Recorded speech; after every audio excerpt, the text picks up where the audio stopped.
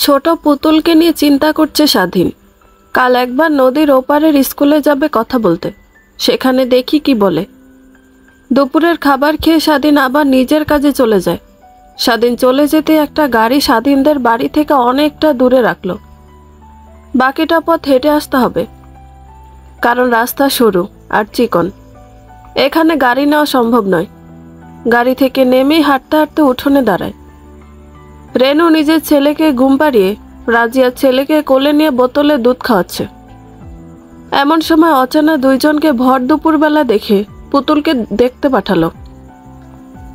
কে এসেছে পুতুল জানে না, তবুও মামির কথায় ঘর ছেড়ে বাহিরে আসে। তাকে দেখে চান মিয়া জড়িয়ে ধরে আদর করতে নিলে সে ভয় পেয়ে পিছনে চলে যায়। পুতুলকে পিছনে চলে যেতে দেখে তিনি ডাকেন, আমায় তুমি ভয় পেলে পুতুল? ভয় পেও না, আমি তোমার কোনো ক্ষতি করতে আসিনি।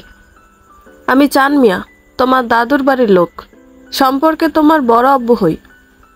আর এই যে আমার পাশে যাকে দেখছ, সে তোমার বড় ভাই অন্তর। অন্তর, এই সেই পুতুল যার কথা তোমাকে আমি একটু আগে বলেছিলাম। অন্তর হাই দিল, কিন্তু পুতুল কোনো কিছু না বলে চুপটি করে রইল। রেনু ততক্ষণে পুতুলের ভাইকে কোলে নিয়ে বাহিরে এসে অচেনা দুইজনকে দেখে বলল, আপনারা কারা? কাকে চাই? জি, আমরা পুতুলের দাদুর বাড়ির লোক। পুতুলের মাকে একটু ডেকে দিবেন, কিছু জরুরি কথা বলে চলে যাব। রেনু কি বলবে বুঝতে পারছে না, তবুও মুখ ফুটে বলল, রাজিয়া এখানে থাকে না। রাজিয়া থাকে না মানে? সে কোথায় গেছে? সেখানে ঠিকানা দিন, আমরা কথা বলবো। সেখানে মৃত্যুর আগে কেউ যেতে পারে না। রাজিয়া এই পৃথিবীতে নেই, সে মারা গেছে, 1 মাসের বেশি হয়ে গেছে। চান মিয়া চমকে গেল। তিনি পিছনে তাকাতে রাজিয়ার ভাই স্বাধীনকে দেখতে পান। মারা গেছে? কিন্তু কিভাবে? এটা কিভাবে হলো? যে স্বামীকে ভালোবেসে বিয়ে করেছিল, তার সেই স্বামী তাকে মেরে ঘরছাড়া করে। 8 মাসের গর্ভবতী রাজিয়া চোখের পানি নিয়ে ভাইয়ের কাছে আসে। ভণ্ড প্রতারক স্বামীর দ্বিতীয় বিয়ের খবর, এবং তার কয়েকদিন পরই কলপারে পা পিছলে পড়ে আহত হয়। অতিরিক্ত রক্তক্ষরণের জন্য সে এবং তার সন্তান দুজনেই মারা গেছে। আমি পারিনি তাকে এবং তার সন্তানকে বাঁচাতে। রেনু আর পুতুল দুইজনই চমকে স্বাধীনের দিকে তাকিয়ে রয়। ওদের চোখে মুখে একটাই প্রশ্ন, স্বাধীন মিথ্যে বলল কেন? স্বাধীনের কথায় তিনি মর্মাহত হন, চোখে তার হতাশার ছাপ। ছোট নিঃশ্বাস ফেলে বলল, রাজিয়ার স্বামী রাজিয়ার মৃত্যুর খবরটা জানে? না, আর জানাতে চাই না, কারণ বেঁচে থাকতে যার খবর তারা রাখার প্রয়োজন বোধ করেনি, আর সে যেখানে মারা গেছে তাতে তাদের কিছু যায় আসবে না, বরং ঝামেলা থেকে মুক্তি পেয়ে গেছে। আমি চাই না আমার বোনের ব্যাপারে কেউ আর কিছু জানুক। পুতুল মা, তাদের জন্য পানি নিয়ে এসো, অনেক দূর থেকে এসেছেন, তারা নিশ্চয়ই খুব ক্লান্ত। পুতুল মাথা নাড়িয়ে ঘরে পানি আনতে গেল। আশা করি আপনাদের আর কিছু বলার নেই। গরিবের বাড়িতে দুপুরে এসেছেন, না খেয়ে যাবেন না। রেনু, তাদের খেতে দাও। দাঁড়াও স্বাধীন, আমার কথা এখনো শেষ হয়নি। চান মিয়া কিছু কাগজ বের করে দিলেন। স্বাধীন কাগজটা না নিয়ে চুপচাপ গম্ভীর মুখে তাকিয়ে রইল। এখানে সরার বংশের কন্যা পুতুলের নামে সম্পত্তির ভাগ লেখা আছে। পুতুলের দাদা তার বংশের কথা চিন্তা করে দলিল লিখিত করে গেছেন। সেখানে ছেলে কিংবা মেয়ে, প্রথম যে সন্তান আসবে তার নামে সম্পত্তি হয়েছে। যেহেতু প্রথম সন্তান মেয়ে এবং পরবর্তী আর কোনো সন্তান নেই, তাই এই হক পুতুলের। পুতুলের 18 পূর্ণ হলেই সে সম্পত্তির মালিক হবে। তার বিয়ে যদি কোনো ছেলের সাথে হয়, তাহলে সেও তার অংশীদার হবে। আপনি মিথ্যে কেন বলেন? রাজিয়া নেই ঠিক আছে, কিন্তু তার ছেলে মারা গেছে। স্বাধীন রেনুর দিকে তাকিয়ে বলল, আমি যা করেছি ঠিক করেছি, কারণ সরার বংশধর হিসেবে তাদের ছেলের আগমনে মোস্তফা এবং তার মা এই বাড়িতে কোনোভাবে পা রাখুক, তা আমি চাই না। মিলন পুতুলের ভাই, মিলনকে নিতে এই বাড়িতে ছুটে অবশ্যই আসবে, কিন্তু পুতুলের জন্য তাদের মন পুরবে না। আর আমার বোনের শেষ চিহ্ন তাদের হাতে তুলে দিতে পারবো না, তাই আমি মিথ্যে বলেছি। তারা লোভের জন্য আসবে। পুতুলের পর মিলনই তাদের শেষ ভরসা হবে সম্পত্তির ভাগের অংশের জন্য। একটা মিথ্যে যদি সবকিছু সমাধান হয়ে যায়, তাহলে সে মিথ্যেই ভালো। আপনি ভুলে যাচ্ছেন, সত্যিটা মিথ্যে বলে ঢেকে রাখা যায় না। একদিন না একদিন সত্যিটা প্রকাশ পেয়ে যায়। পরে যদি সত্যিটা প্রকাশ পায়, ততক্ষণ আমি পুতুলের বিয়ে দিয়ে দিব, আর আমি তখন সত্যিটা সবাইকে জানিয়ে দিব। তুমি ভয় পাও কেন? আমি থাকতে তোমাদের সাথে খারাপ কিছু হতে পারবে না, হতে দিব না। ভরসা রাখো। ভরসা বিশ্বাস করি বলেই চুপ ছিলাম। আপনি পাশে থাকলে আমাদের কিসের ভয়? আপনি আছেন তো আমি আছি, আপনি নেই তো আমরা নেই। তাহলে আজকের কথাগুলো এখানেই সমাপ্ত করো। পুতুলের বিয়ে দিলে তখন ভাবা যাবে। শোনো, কালকে আমি পুতুলকে সাথে নিয়ে নদীর ওপারে স্কুল শিক্ষকের কাছে যাব। আমি চাই পুতুল পড়ুক, অনেক অনেক পড়ুক, পড়াশোনা করে নিজের ভবিষ্যৎ নিজে গড়ুক, মানুষের মতো মানুষ হোক। শুধু পুতুল নয় রেনু, আমাদের দুই ছেলে সাজু মিলন পড়বে। ওদের আমি পড়াবো। যে স্বপ্ন পূরণ আমার হয়নি, সেটা ওরা অর্জন করুক। আমি একদিন গৌরব করে বলতে পারবো, আমি আমার 3 সন্তানকে পড়াশোনা করিয়েছি, আবার মানুষের মতো মানুষ বানিয়েছি। তাদের চোখে ধনী গরিব বড় ছোট বলে কিছু না থাকুক, তাদের চোখে সবাই সমান মানুষ। মানুষের জন্য একটু সহযোগিতার হাত বাড়িয়ে দিক। বিশ্বাস ভরসা আস্থায় বাঁচব। অসীম তালুকদার নদীর এপারে রোহিতপুর গ্রামের পথে রওনা হয়েছেন। এইদিকে রাত হতেই জিহান রিহানকে নিয়ে সারাদিন না খাওয়া অর্পণ লিলিপুটকে শিক্ষা দিতে আর চুপচাপ পুকুর পাড়ে বসেছিল। কোনো কিছুতেই তার মনোযোগ ছিল না। রাগে কষ্টে কারো বাড়িতে যেতে ভুলে গেল। কারো কোনো ক্ষতি করেনি। তাদের সারাদিন ধরে না খাওয়া খিদেয় পেট মোচড় মারছে। পেটের মধ্যে কেমন বুদবুদ শব্দ করছে। রাতের আধার নেমে আসে। চারদিক থেকে শিয়ালের ডাক। কেমন ভয়ঙ্কর অবস্থা। শিয়ালের হাঁকের জন্য ঘর ছেড়ে রাতে বের হওয়া মুশকিল। কেউ যদি বাড়ির উঠোনে 5 মিনিটের বেশি দাঁড়িয়ে থাকতে চায়, তাহলে শিয়ালের আক্রমণ থেকে বাঁচা সম্ভব নয়। সে আঘাত করে বসে। ইদানিং শিয়ালের উৎপাত বেশি বেড়ে গেছে। পুতুল তার ভাইকে জড়িয়ে ধরে ঘরে বসে আছে। মামি ডাক দিয়ে গেছে তাদের ঘরে শোয়ার জন্য, কিন্তু পুতুল আসেনি। এই ঘরে তার মা ছিল। মায়ের গন্ধ এখন এই ঘর থেকে পায়। সে এই ঘর ছেড়ে যেতে চায় না, আর ভাইকেও দিতে চায় না। তাই রেনু চলে গেছে। স্বাধীনের দুপুরে শরীরটা একটু বেশি খারাপ লাগায় তাড়াতাড়ি কাজ থেকে চলে আসে। এখন রাতে অসুস্থতা বেড়েছে।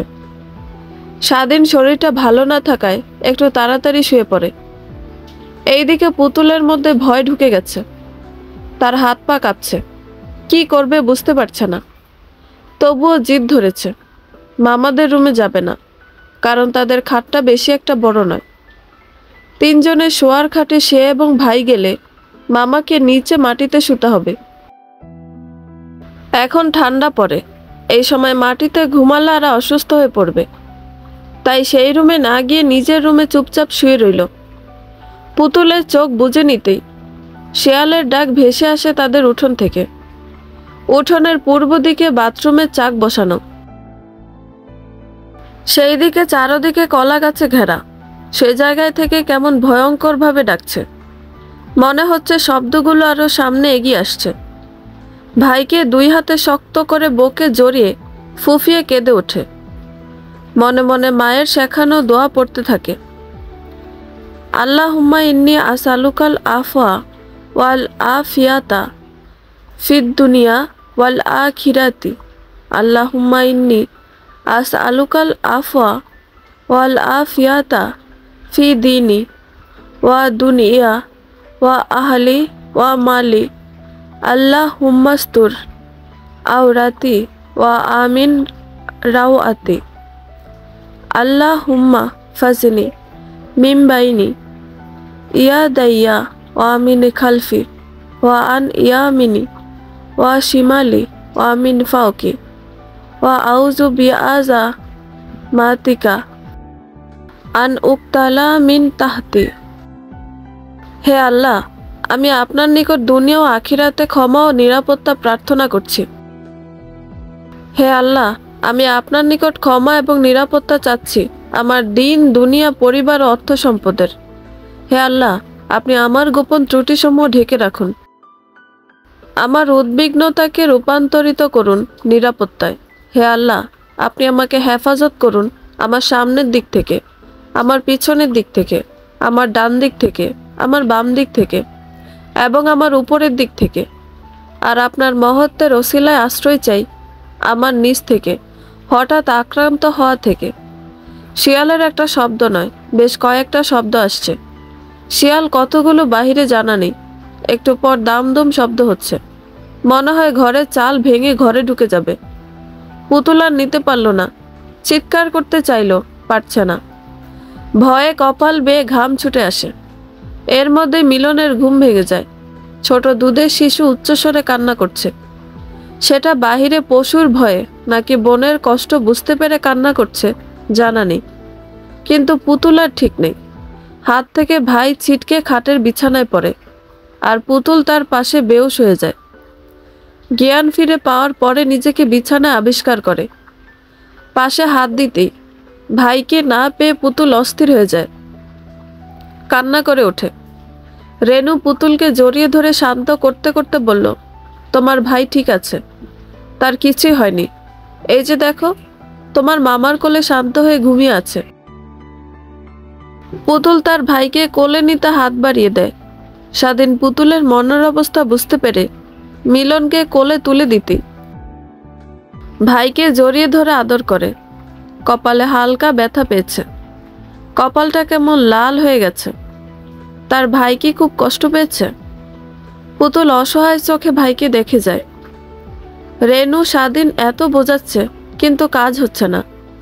পুতুল নিজেকে দায়ী করতে লাগলো। স্বাধীন পুতুলের মাথায় হাত রেখে বলল, কাল রাতে শিয়ালের ডাক শুনতে পেয়েছ, তাই না?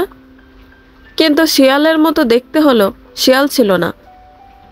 ওই জংলি পশুগুলো বেলালদের বাড়ির গোয়াল ঘরের আস্ত গরু খেয়ে ফেলেছে। রাতে গোয়াল ঘরে ঢুকে এমন বীভৎস কর্মকাণ্ড করেছে, কিন্তু শিয়াল ছিল না।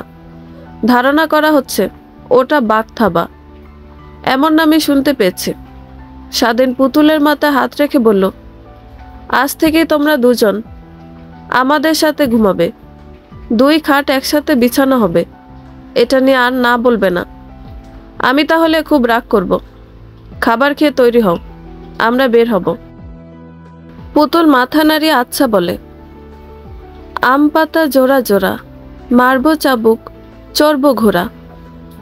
ওরে বুবু সরে দাঁড়া, আসছে আমার পাগলা ঘোড়া। পাগলা ঘোড়া খেপেছে, চাবুক ছুঁড়ে মেরেছে। উফ, বড্ড লেগেছে। ইয়াসমিন ম্যাম ছোট বাচ্চাদের থেকে ছড়া শুনছেন। পুতুল স্কুল প্রাঙ্গণে দাঁড়িয়ে সবটাই শুনতে পায়। তার স্কুলটা বেশ পছন্দ হয়েছে, কিন্তু এই স্কুল কি তাকে রাখবে? ম্যাম কি ওদের মতো তার সাথে কথা বলবে? তাকে নিয়ে যদি মজা করে, তাই চুপ করে দাঁড়িয়ে আছে। এর মধ্যেই স্বাধীন তাকে ডেকে নিয়ে গেল। গায়ে তার সাদা পাজামা পাঞ্জাবি, মাথায় টুপি, চোখে চশমা, মাথার চুল পাকা, দাড়ি বেশ বড় বড়। লোকটা মামার সাথে হেসে কথা বলছেন। কিছু কাগজপত্র তৈরি করে মামার থেকে সই নিয়ে বলল, পুতুল এখানে পড়তে পারবে। যেহেতু এই বছর প্রায় শেষ, বাচ্চাদের পরীক্ষা ডিসেম্বরের 1 তারিখ থেকে শুরু, তাই আগামী বছর জানুয়ারিতে তার ভর্তি হবে। বাসায় বসে পড়াশোনা করাও স্বাধীন। জি স্যার, আমি ওকে পড়াবো। আজ আসি স্যার। তাদের কথায় বুঝতে পারল তার এখানে ভর্তি হবে। পুতুল মামার হাত ধরে লাফিয়ে লাফিয়ে স্কুল থেকে বের হয়। সে খুব খুশি, তার ভাবভঙ্গিতে প্রকাশ পাচ্ছে। স্বাধীন খুশি হলো। মেয়েটা পড়তে পারবে বলে আজ কত খুশি হয়েছে। নতুন জায়গায়, নতুন স্কুল, নতুন জামা, বই, চক, বোর্ড সবকিছু সে পাবে। আদর্শলিপি বই, চক, বোর্ড নিয়ে বাসায় পড়াতে লাগলো স্বাধীন। সে আওয়াজ করে পড়তে না পারলেও লেখাটা আয়ত্তে এনেছে। হাতের লেখা প্রথমে খারাপ হতো, বেশ কয়েকবার চেষ্টা করার পর মোটামুটি ভালো হয়েছে। এখন দিনের অর্ধেকটা সময় তার পড়াশোনায় যায়, বাকিটা ভাই আর মামির কাছে সাহায্যের হাত লাগায়। এটুকু বয়স থেকে সংসারের কাজগুলো বুঝে নিতে শুরু করছে। তার একটু কাজেও ভুল করার চেষ্টা করে না। কাজে মনোযোগ দেখে রেনু অবাক হয়। মেয়েটা কথা না বললে কি হবে? কাজে এবং পড়াশোনা করার ইচ্ছে দেখা যায়। তার ইচ্ছেকে প্রাধান্য দিচ্ছে স্বাধীন রেনু। দেখতে দেখতে নতুন বছর চলে এসেছে। পুতুল স্কুলে ভর্তি হলো। তার পড়াশোনা করতে খুব ভালো লাগে, বেশ স্বাচ্ছন্দ্য বোধ করে। স্বাধীনের ছেলের 6 মাস শেষ হলো। সে সারা উঠোনে হাঁপুড় পারে, কিন্তু হাঁটতে পারে না। 4 হাত পা দিয়ে সারা বাড়িতে খেলা তার নিত্য রুটিন। এইদিকে মিলন বসতে চেষ্টা করে, কিন্তু পারে না। 2 ভাই কি যে দুষ্টুমি করে। একসাথে শুয়ে রাখলে একজন আরেকজনকে হাত, পা, গাল, চুল টেনে ধরে। একজন হাসে ব্যথা দিয়ে, অপরজন ব্যথা পেয়ে কেঁদে বাড়ি মাথায় তুলে। মিলনটা খুব পাজি হয়েছে। সুযোগ পেলে নিজের বিছানায় হিসু করে দেয়। ঠান্ডা বিছানায় শুয়ে থাকবে না, সে সাজুর বিছানায় গড়িয়ে এসে শুয়ে এক পা সাজুর উপর তুলে দেয়। রেনু 2 ছেলের কাণ্ডে হাসতে থাকে। স্বাধীন 2 ছেলের কাহিনী দেখে চোখ জুড়িয়ে নেয়। ফেব্রুয়ারিতে 10ম শ্রেণীর শিক্ষার্থীদের এসএসসি পরীক্ষা শুরু হবে। অর্পণ পুরো দমে পড়ছে। রোহিতপুর থেকে তাকে তুলে এনেছে। অসীম তালুকদার শুধু এনেই থামেনি, 3 ভাইকে মেরে কাঠের ব্যাট ভেঙে ফেলেছে। শাফিন বড় ভাইকে থামাতে গিয়ে নিজেও একটা আঘাত পিঠে খেয়েছে। 3 ছেলের রেজাল্ট খারাপ করেছে। আবার গ্রামে সব অকাজের জন্যই শিক্ষা দিল, ভবিষ্যতে যাতে এগুলো না করে। রাবেয়া ছেলের মার দেখেই বেহুশ। জ্ঞান ফিরতেই কান্নাকাটি এবং স্বামীকে গালাগালি করেছে। অসীম তালুকদার বউকে ধমক দিলেন, কিন্তু লাভ হয়নি। ছেলেকে কেন মারবে সেটার জন্য বাবার বাড়িতে বিচার পাঠিয়ে দিয়েছেন। তারপর থেকে মায়ের বাপের বাড়ি যাওয়া বন্ধ করে দিয়েছেন অসীম তালুকদার। অর্পণ জিদ ধরেছে, সে ভালো রেজাল্ট করে দেখাবে। অসীম তালুকদারের ওপর জিদ করেই এত মনোযোগ তার পড়াশোনার প্রতি। হারুনকে বলে ফর্ম ফিল আপ করেছেন অসীম তালুকদার। পড়া শেষ করে খাবার টেবিলে বসে অর্পণ। তার মা খুশি মনে ছেলেকে খেতে দেন। অর্পণ চুপচাপ খেয়ে নেয়। অসীম তালুকদার ছেলের গতিবিধি লক্ষ্য করছেন।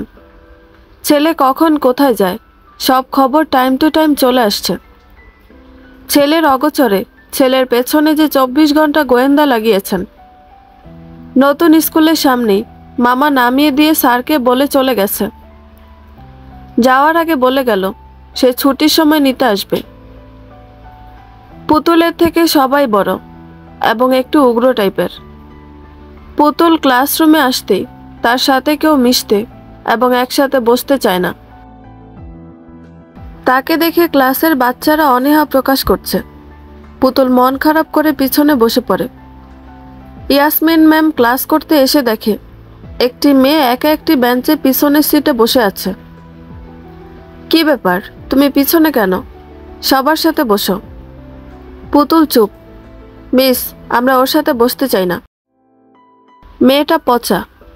ইয়াসমিন ম্যাম পুতুলের পোশাকের দিকে একবার চোখ বুলিয়ে অন্য বাচ্চাদের পোশাকের দিকে তাকিয়ে বলল, এটা কেমন আচরণ তোমাদের?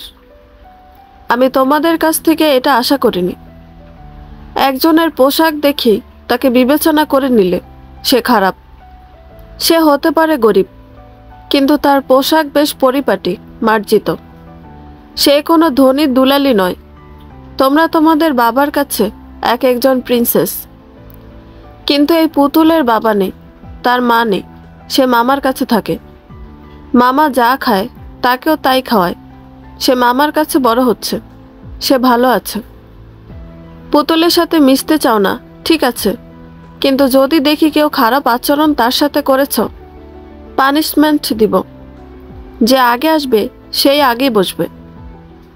আগে এসে পিছনে বসলে এবং তা আমার কানে গেলে খবর আছে, মনে থাকে যেন।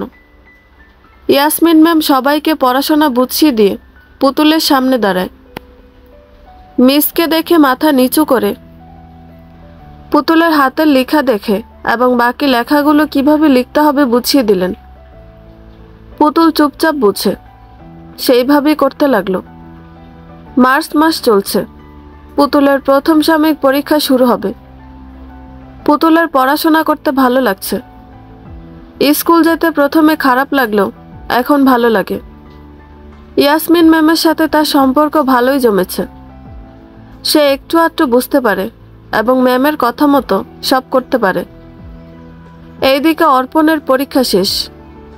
সে স্কুল এসেছে স্যারের সাথে কথা বলতে। স্কুল মেন গেটের ডান পাশে সরকারি স্কুল, বাম পাশে কিন্ডারগার্টেন। মেন গেট রাস্তা ধরে 5 মিনিট সোজা গেলে হাই স্কুলের মাঠ দেখতে পাওয়া যায়। 4 তলা ভবনটি তার শিক্ষা জীবনের 10 বছরের সমাপ্তি টেনে দিয়েছে। এই হাই স্কুলের পিছনে দেয়াল অর্ধেক ভাঙা। সেই দেয়াল টপকে টিফিন পিরিয়ডে পালিয়ে বন্ধুদের সাথে আড্ডা দিত। মাঝে মধ্যে স্কুল থেকে দূরে দাঁড়িয়ে বন্ধুদের সাথে 2-1 দিন সিগারেট টেনেছে, যেটা অসীম তালুকদার এখনো জানে না। জানলে খবর আছে। হারুন স্যারের সাথে কথা বলে কিছু অঙ্ক বুঝে নিয়ে বাড়ির পথে ফিরে আসতে নিলেই পুতুলকে দেখতে পায়। এই ফাজিল মেয়ে তার এলাকায় কি করছে? 2 বিনুনি করে গোল ফ্রক পরে বসে আছে বাহিরের কদম ফুল গাছের নিচে। সে এগিয়ে কিছু বলার আগে স্বাধীন এসে পুতুলকে কোলে নিয়ে চলে যায়। অর্পণ রেগে পা দিয়ে মাটিতে আঘাত করে বাসায় চলে যায়। মামা গাছের কাঁচা তেঁতুল পেরে দিয়েছে। মামি সেই কাঁচা তেঁতুল মাটির চুলায় পুড়িয়েছে। সরিষার তেল আর লবণ দিয়ে মাখিয়ে দিতেই পুতুল মুখে পুড়ে নিচ্ছে। তার টক অনেক পছন্দ, একদম মায়ের মতো। মা যেমন কদবেল খেতে পছন্দ করত, সেও পছন্দ করে। রেনুও তেঁতুল খাচ্ছে। সে একটু খেয়ে দাঁত ধরে গেছে, আর এই পিচ্ছি মেয়ে টক খেয়েই যাচ্ছে। রেনু পুতুলের হাতে একটু তেঁতুল তুলে দিয়ে বাকিটা ঘরে নিয়ে গেল। এত টক খাওয়া ভালো না। এইদিকে পুতুল মামির কাছে অভিমান হলো। হাতের বাকি তেঁতুলটুকু শেষ করে ঘরের দিকে ছুটে মামির কাছে আবার গেল। যদি কোনো রকম বুঝিয়ে আবার একটু পায় সে আসে। মিলন ঘুমিয়ে আছে আর সাজু বিছানায় খেলছে। রেনু আর চোখে তাকাতেই দেখল পুতুল চুপি চুপি ঘরে ঢুকে দাঁড়িয়ে আছে। রেনু দেখতে পেয়েও চুপ রয়েছে। রেনু ছেলের কাপড় ভাঁজ করে আলনায় রাখছে। পুতুল তার দেখা দেখি কাপড় ভাঁজ করে আলনায় রাখে। রেনু তাকে কিছু না বলায় তার উপস্থিতি বোঝাতে কাশি দেওয়ার মতো শব্দ করল। কিরে পুতুল, ঠান্ডা লেগেছে বুঝি? তুলসী পাতার রস দিব? তুলসী পাতার রস আদা দিয়ে খেলে একদম ঠান্ডা কেন, ঠান্ডার বাপও চলে যাবে। পুতুল গাল ফুলিয়ে মাথা দুলিয়ে না বলল, ঠান্ডা লাগেনি বেশ। রেনু আবার চুপচাপ নিজের কাজ করতে লাগলো। পুতুল মামির কাছে বিরক্ত হয়ে কাপড় হাত থেকে রেখে দিল। রেনু একটা হাম দিয়ে আবার শুয়ে পড়তে নিলেই পুতুল পা মেলে গালে হাত দিয়ে বসে রইল, যার মানে সে তাকে ঘুমাতে দিবে না। মামির আঁচল এক হাত দিয়ে টেনে ধরে অপর হাত দিয়ে ইশারায় বলল, তেঁতুল দিতে, সে খাবে। কিন্তু রেনু বুঝতে পেরেও না বোঝার নাটক করতে লাগলো। আমার ঘুম পাচ্ছে, তুই সাজুর সাথে খেল, আর না হয় আমার সাথে ঘুমিয়ে থাক। দুপুরের ভাত ঘুমটা দেওয়া প্রয়োজন, বুঝলি? এতে আরাম পাওয়া যায়। রেনু পুতুলের পা সরিয়ে শুয়ে পড়তেই পুতুল রেনুর চোখ 2 হাত দিয়ে টেনে মেলে দিচ্ছে, যার মানে তোমার ঘুম বন্ধ। আগে আমার তেঁতুল খাওয়া, তারপর তোমার ঘুম। রেনু জোর করে চোখ বন্ধ করতে নিলে পারে না। রেনু হেসে ওঠে, আর পুতুলের পেটে কাতুকুতু দিতেই সেও খিলখিল করে হেসে দেয়। পাজি মেয়ে, আমার ঘুম নষ্ট করেছ, যাও তোমার সব তেঁতুল আমার। পুতুল মাথা নাড়িয়ে না বলে, যার মানে পুতুলের সব। মামি তেঁতুলের পেয়ালাটা বের করতে দেরি, পুতুল খেয়ে শেষ করতে সময় নিল না। কেমন শব্দ করে খাচ্ছে। তার খাওয়া দেখে রেনুর খেতে আবার ইচ্ছে করছিল, কিন্তু ততক্ষণে পেয়ালার দিকে তাকিয়ে দেখে সবটা শেষ করে ফেলেছে। পুতুলের কপাল ফেটে রক্ত পড়ছে। তার সহপাঠীরা তাকে ব্যথা দিয়েছে। আজ একটু তাড়াতাড়ি আসায় সামনে বসে পড়ে, কিন্তু কে জানতো তারা তাকে আঘাত করে বসবে। পুতুল ব্যথা পেয়ে এক হাত দিয়ে কপাল ধরে কাঁদছে। মামা কাল নতুন একটা জামা কিনে দিয়েছিল। আজ সেই নতুন জামাটায় ফোঁটা ফোঁটা রক্তের দাগ। ইয়াসমিন ম্যাম আজ আসেনি। স্কুলের কাজের জন্য শিক্ষক ট্রেনিং দিতে উপজেলা গেছেন। হেড স্যারকে দপ্তরি মহিলা খবর দিয়ে আনেন। হেড স্যার পুতুলের এই অবস্থা দেখে পকেট থেকে রুমাল বের করেন। রক্ত পড়া বন্ধ করতে কপালে রুমাল চেপে ধরে। তখনও পুতুল কাঁদছে। প্রিন্সিপাল স্যার সবসময় শান্ত স্বভাবের মানুষ। তিনি বাচ্চাদের সাথে রাগারাগি চেঁচামেচি পছন্দ করেন না, কিন্তু পুতুলের এই কাহিনীতে তিনি রেগে যান। সেটা মুখে প্রকাশ করেন না, শান্ত স্বরে বলল, এই ক্লাসের প্রত্যেকটা বাচ্চাদেরকে তার অফিস রুমে যেতে। পুতুলের কপালের রক্ত বন্ধ করতে তুলোতে মেডিসিন লাগিয়ে স্পর্শ করতে ব্যথায় কুকিয়ে ওঠে। খুব ব্যথা করছে, একটু সহ্য করো, আমি ওষুধ লাগিয়ে দিয়েছি, ব্যথা কমে যাবে। পুতুলের মাথায় ব্যান্ডেজ করে চেয়ারে বসিয়ে দিল। পুতুল চুপচাপ বসে আছে। এবার বলল, তোমরা পুতুলের সাথে এটা কেন করছো? আমার কথার উত্তর দাও। একটা কথা মিথ্যে বললে খবর আছে তোমাদের। স্যার, আমরা কেউ ইচ্ছে করে ওকে ধাক্কা দেইনি। ধাক্কা দাওনি, ও এমনি ব্যথা পেয়েছে। কি হলো, কথার উত্তর দিচ্ছ না কেন? স্যার, প্রতিদিন এসে আমরা আগে বেঞ্চে বসি। আজ একটু দেরি হয়েছে, এসে দেখি এই মেয়েটা আমাদের জায়গায় বসে আছে, তাই আমরা ওকে সরতে বলি, কিন্তু কথা না শোনায় আমার এক বন্ধু ধাক্কা দিয়েছে, আর তখনই তাই আঘাত করবে, এই শিক্ষা দেওয়া হয় তোমাদের? আর বেঞ্চের সিট কি তোমাদের নামে রেজিস্ট্রেশন করা? তোমরা বসতে পারবে, অন্য কেউ বসতে পারবে না। ওর নাম পুতুল, বারবার মেয়েটি মেয়েটি করবে না। আজকে যে কাজটা করেছ তা অন্যায়। দ্বিতীয়বার এমন কাজ করলে স্কুল থেকে বের করে দিব। যাও যার যার ক্লাসে, আমি অন্য শিক্ষক পাঠাচ্ছি। সবাই চলে যেতেই পুতুল উঠে দাঁড়ায় চলে যাওয়ার জন্য। তখনই মান্নান স্যার বলে, তুমি বসো, আমি নিয়ে যাব তোমায়। ফোন করা অফিস রুম থেকে অন্য শিক্ষক পাঠান, আর তিনি নিজে পুতুলকে ক্লাসরুমে নিয়ে যায়। হেড স্যারকে দেখে সবাই দাঁড়িয়ে সালাম জানায়, কিন্তু স্যার প্রথম বেঞ্চের সব কয়টাকে কান ধরে দাঁড় করিয়ে রাখে আর বাকিদের বসতে বলে। পুতুলকে সরি বলার পরে ওই 5 জনকে বসতে দেওয়া হয়। মান্নান স্যার পুতুলকে সামনের বেঞ্চে বসিয়ে দিলেন এবং যাওয়ার আগে বলে যান, এখন থেকে সবসময় পুতুল এই বেঞ্চে বসবে। যার আপত্তি আছে সে পিছনে দ্বিতীয় তৃতীয় বেঞ্চে বসতে পারে। পুতুল মন খারাপ করে ক্লাস করতে থাকে।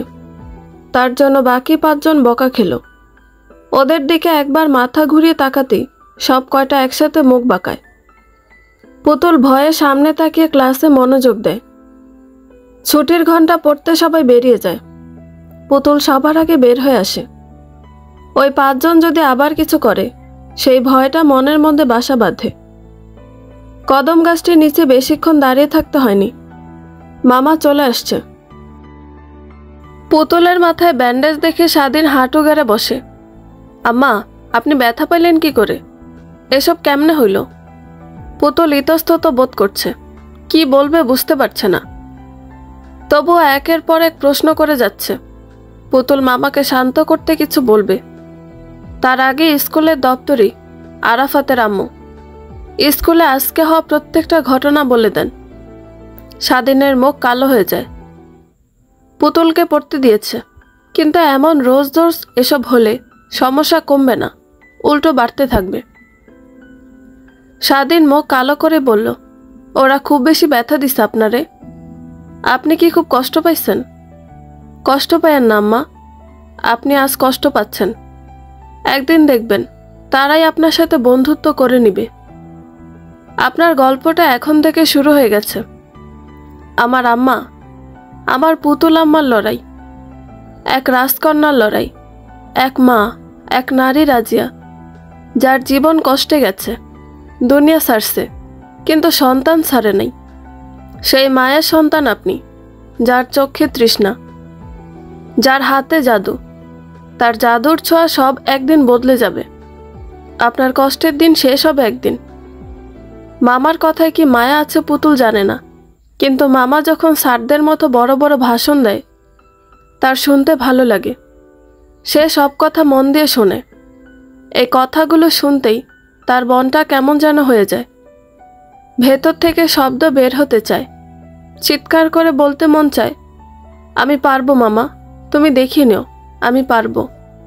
পুতুলকে নিয়ে বাসায় পৌঁছানোর পথেই ডাক্তার দেখিয়ে আনে স্বাধীন। ক্ষতটা গভীর নয়, তাড়াতাড়ি সেরে যাবে।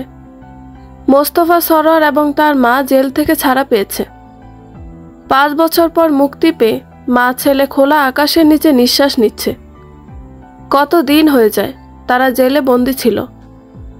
আলতাফ হোসেন এবং স্বাধীন পুলিশের হাতে তুলে না দিলে বোধহয় ভালোই থাকতো। এবার যখন ছাড়া পেয়েছে, ভাই বোন দুজনকে উচিত শিক্ষা দেওয়ার প্ল্যান করে নিয়েছে। রাজিয়াকে আরো কঠিন শাস্তি দেওয়ার কথা ভেবেই শয়তানি হাসি দিল। তার দ্বিতীয় সন্তান দুনিয়ায় এসে গেছে এতদিনে নিশ্চয়ই। এই বাহানায় রাজিয়ার বাপের বাড়ি পা রাখবে। মোস্তফা মাকে বাসায় পাঠিয়ে রাজিয়ার বাড়ির পথে হাঁটা ধরে। এখন তার উদ্দেশ্য রাজিয়ার ক্ষতি করা। রাজিয়ার ক্ষতি মানে স্বাধীনের ওপর পুরনো রাগটা মিটিয়ে নেওয়া। ফজরের আজান হয়ে গেছে। হেমন্ত রানী দুয়ারে কড়া নাড়ছে। শীতের অবস্থান হেমন্তের পর বসন্তের আগে। হেমন্তের ফসল ভরা মাঠ যখন শূন্য রিক্ত হয়ে পড়ে, তখনই বোঝা যায় ঘন কুয়াশার চাদর মুড়ি দিয়ে শীত আসছে। উত্তরের হিমেল হাওয়ায় ভর করে হাড়ে কাঁপন লাগিয়ে সে আসে তার নিজস্ব রূপ নিয়ে। প্রকৃতিতে সৃষ্টি হয় এক ভিন্ন সৌন্দর্য। এই সৌন্দর্য পূর্ণতা পায় শীত সকালে। পুতুল ফজরের আজান শেষ হতেই কাঁথা ছেড়ে মাথায় ওড়না দিয়ে ঘোমটা দিল। বিছানা ছেড়ে পায়ে স্যান্ডেল পরে কলপারে আসে। অজু করে নামাজে দাঁড়ানোর আগে মিলন সাজুকে টেনে উঠালো। ফজরের নামাজের জন্য মামা উঠে গেছে। তাদের দুইজনকে ডাকতে এই এলো বলে। পুতুল এত ডাকছে, এদের কোনো নড়চড় নেই। পুতুল বুদ্ধি করে মাটির কলস থেকে ঠান্ডা পানি গ্লাসে উঠিয়ে নিল। ওদের মুখের উপর পানি ফেলতেই, ওরে সাজুর বাচ্চারে, তুই আবার হিসু আমার মুখের উপর করেছিস? শালা, তোর কপালে বউ নেই, সর তুই। মিলন কথা শেষ করে সাজুকে লাথি দিয়ে খাট থেকে ফেলে দিল। সাজু মুখ কালো করে বলল, মিথ্যে কথা, আমি হিসু করিনি। তুই প্রত্যেকবার হিসু করে আমার নাম দিস। তুই এত পচা কেন? আমি পচা নাকি তুই পচা? তুই সবসময় এমন করিস, বেয়াদব। মিলন বাকি কথা শেষ করার আগে পুতুল ঠাস করে ভাইয়ের পিঠে থাপ্পড় মেরে বসে। রাগে চোখে তাকাতেই দুটোই চুপচাপ উঠে পড়ে। স্বাধীন ডাক দিতে গরম কাপড় আর মাথায় টুপি পরিয়ে দুই ভাইয়ের কপালে চুমু এঁকে দেয়। তারা চলে যেতে পুতুল নামাজে দাঁড়িয়ে পড়ে। মাথায় ওড়না হিজাবের মতো করে পড়তেই মেয়েটিকে শুভ্রময় লাগছে। সকালে সূর্য মামা যখন উঁকি দেয় গাছ ও ঘাসের ওপর, তখন রাতের ঝরা শিশির সোনার মতো জলজল করতে থাকে। শীতের সকালের এক অসাধারণ আকর্ষণ সর্ষে ফুলের হলুদ মাঠ। সকালে সূর্যালোক যেন তার নিপুণ হাতে প্রতিটি সর্ষে গাছকে নবরূপে ঢেলে সাজায়। পশু পাখি সূর্যের আলো দেখে আনন্দিত হয়। কৃষকরা গরু ও লাঙল নিয়ে মাঠে যায়। তাদের হাতে শোভা পায় তুঙ্কা। ছোট ছোট ছেলেমেয়েরা সূর্যের মুখ দেখার জন্য বারবার জানালার ফাঁকে উকি মারে।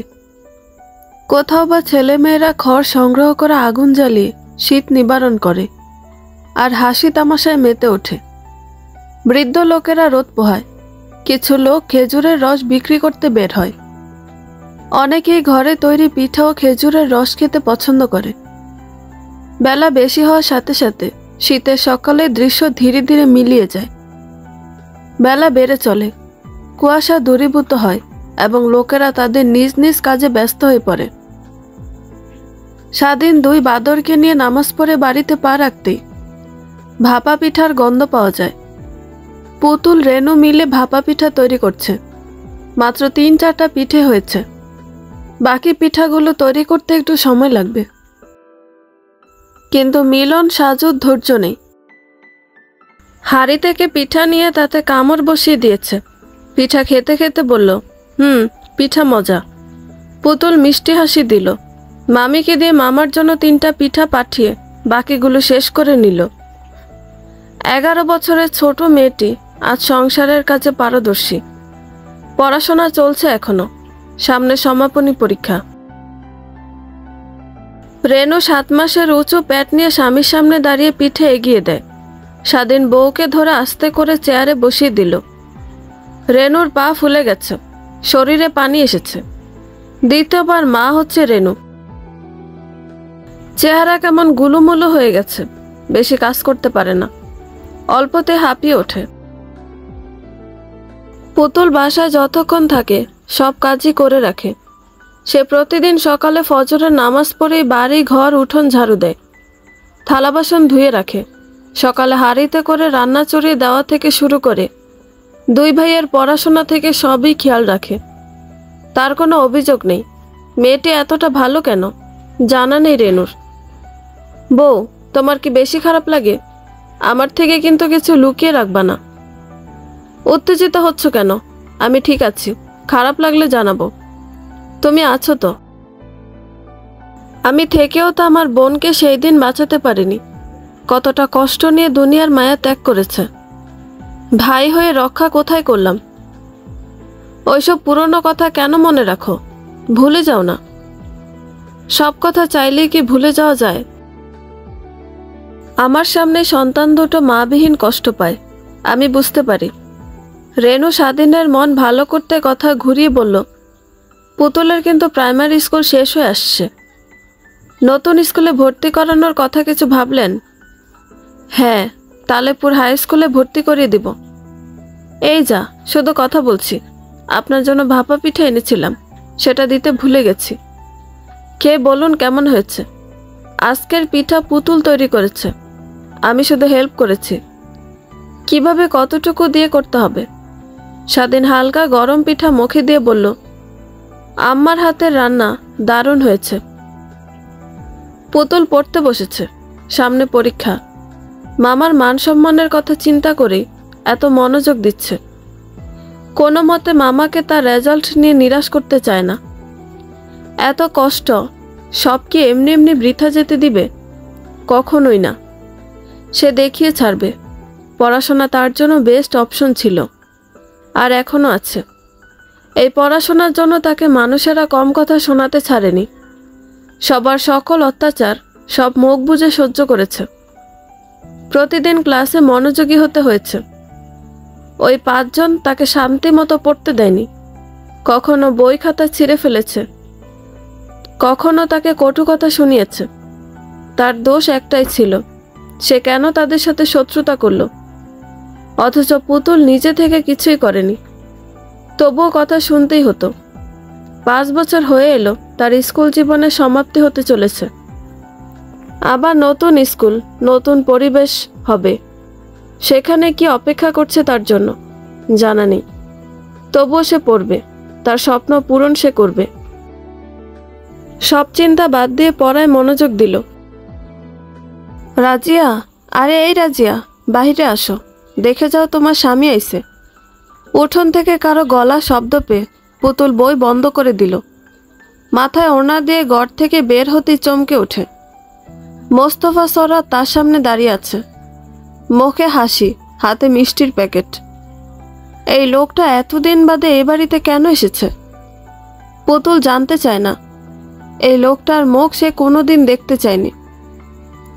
আজ সেই লোকটা তার সামনেই মিথ্যে হাসি নিয়ে দিব্যি দাঁড়িয়ে। রাগে শরীর কাঁপছে। চোখ দিয়ে পানি আসছে। পুরনো অতীত মনে হতে মায়ের মুখটা ভেসে ওঠে। এই লোকটা দায়ী, তার মায়ের খুনি। এর জন্য আজ তাদের মাঝে মা নেই। তাদের মা ছেলের জন্য দিন রাত তার মা কষ্ট পেয়েছে, কেঁদেছে। তার মায়ের কান্নার সাক্ষী সে নিজে হয়েছে। আজ তাদের জন্য সে এবং তার ভাই এতিম। তার মাকে কেড়ে নিয়ে আজ আবার কেন এসেছে? চিৎকার করে বলতে ইচ্ছে করছে, কেন এসেছেন? মাঝ নদীতে ফেলে দিয়ে এতদিন পরে দেখতে এসেছেন। বেঁচে আছি নাকি মরে গেছি? আমি আপনার এই মুখ দেখতে চাই না। আপনি একজন প্রতারক, মিথ্যেবাদী, একজন জুলুমকারী। পুতুলের গলা দিয়ে একটা কথা বলতে পারল না। আজ খুব করে আফসোস হচ্ছে। আল্লাহ কেন তার গলার স্বর দিলেন না? গলার আওয়াজ থাকলে কথা তুলে ধরত বাবা নামের অমানুষটার সামনে। এমন লোককে অপমান করে বাড়ি থেকে তাড়িয়ে দিত। কিন্তু পুতুল মুখ দিয়ে চেষ্টা করেও একটা শব্দ বের করতে পারেনি। পুতুল রাগে দুঃখে মামাকে ডাকতে ক্ষেতের দিকে গেল। সবুজ ধানের সীমানা পেরিয়ে আলু ক্ষেতের সামনে দাঁড়িয়ে মামাকে হাত দিয়ে ডাকতে লাগলো। কিন্তু তার ইশারা বা কোনো শব্দ স্বাধীনের কানে যায়নি। সে নিচু হয়ে ক্ষেতের মাঝে উল্টো দিক হয়ে কাজ করে যাচ্ছে।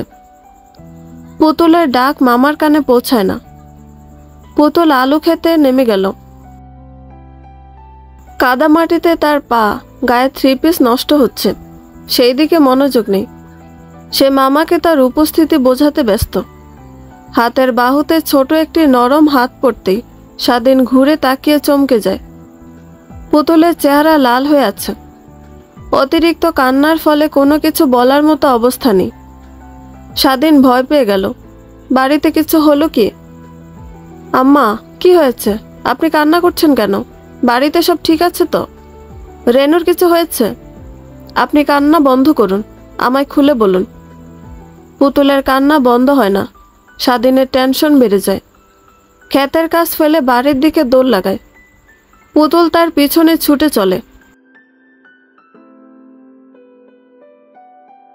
বারান্দায় বসে পায়ের ওপর পা তুলে আপন মনে পা নাচিয়ে যাচ্ছে মোস্তফা সরোয়ার। রেনুর দিকে আর চোখে তাকিয়ে পুরো শরীরে চোখ বুলিয়ে শয়তানি হাসি দিল। তার এমন কাজে রেনুর অস্বস্তিটা দ্বিগুণ বেড়ে যায়। গায়ের কাপড় দিয়ে নিজেকে ভালোভাবে মুড়িয়ে নিয়ে পুতুল আর স্বামীর অপেক্ষা করতে লাগলো। লোকটাকে তার সুবিধা লাগছে না। আসার পর থেকে উল্টোপাল্টা কথা বলে যাচ্ছে। ইচ্ছে করছে শিলনোড়া দিয়ে মাথাটা ফাটিয়ে দিতে। অসভ্য কোথাকার। স্বাধীনের ভয়ে বুক কাঁপছিল। বাড়িতে পা রেখে বউকে খোঁজ করে। বউকে ঠিকঠাক দেখে দম ছাড়ে, কিন্তু মোস্তফা সরোয়ারকে চোখের সামনে দেখে মাথায় আগুন জ্বলে ওঠে। তুই তুই এখানে আমার বাড়িতে কোন সাহসে আসছিস? আমার বাড়িতে আসার সাহস পেলি কি করে? বের হ আমার বাড়ি থেকে। তোকে আমি পুলিশের কাছে দিব। তোর মতো অমানুষ আমার বাড়িতে পা দিয়ে জায়গাটা নষ্ট করে ফেলেছিস। আমার বাড়িতে তোর জায়গা হবে না। আরে ভাইজান, রাগ করেন কেন? আমি থাকতে আসি নাই, চইলা যামো। আমার জিনিস আমাকে বুঝিয়ে দিন। তোর জিনিস মানে? এই যে আপনার সামনে আমার মেয়ে দাঁড়িয়ে আছে। আমার বউ বাচ্চা সবই তো আপনার বাড়িতে। তাদেরকে আমার হাতে তুলে দিন, আমি চলে যাই। পুতুল মা, বাবার কাছে আসো। মোস্তফা পুতুলের দিকে হাত বাড়াতে পুতুল ভয় পেয়ে কয়েক কদম পিছনে চলে যায়। স্বাধীন চিৎকার করে ওঠে, কে তুই? আর কিসের বউ বাচ্চা? আর আপনি ভুলে গেছেন? কিন্তু আপনার বোন ভালো করে জানে আমি কে। তারে ডাক দেন, সেই বলবো আমি কে। তালাক দেওয়ার পর কিসের বউ? রাজিয়া এখানে নেই। এখন তুই বিদায় হ। রাজিয়া কই গেছে সেটা তোকে বলার প্রয়োজন বোধ করছি না। ও, বুঝতে পারছি। আমি তালাক দিছি দেখা তোর বোন অন্য আরেকজনের সঙ্গে ভাগছে নাকি? শালি আমারে দিয়া হ। মোস্তফার কথা শুনে স্বাধীন নাক বরাবর ঘুষি মেরে বসে। স্বাধীনের করা হঠাৎ আঘাতে মোস্তফা সরোয়ার বসে পড়ে। রেনু স্বামীর রাগ দেখে ভয় পেয়ে মুখে হাত দেয়। পুতুল একটু দূরে মোমের পুতুলের মতো দাঁড়িয়ে আছে। মোস্তফা উঠে দাঁড়ানোর আগে আবার একটা ঘুষি লাগিয়ে শার্টের কলার ধরে বাড়ির উঠোনের বাহিরে ছুঁড়ে মারে। তোর মতো কুকুর রাস্তায় মানায়, ঘরে শোভা পায় না। আমার বোনকে নিয়ে আরেকটা কথা বললে তোর জিহবা আমি কেটে নিব। আজকে যাচ্ছি, কিন্তু কাল আমি আবার আসব। আমার বউ বাচ্চা চাই, তাদের না নিয়ে আমি যাব না। আমি স্বাধীন বেঁচে থাকতে তোর হাতে ওদের কোনো দিন তুলে দেব না।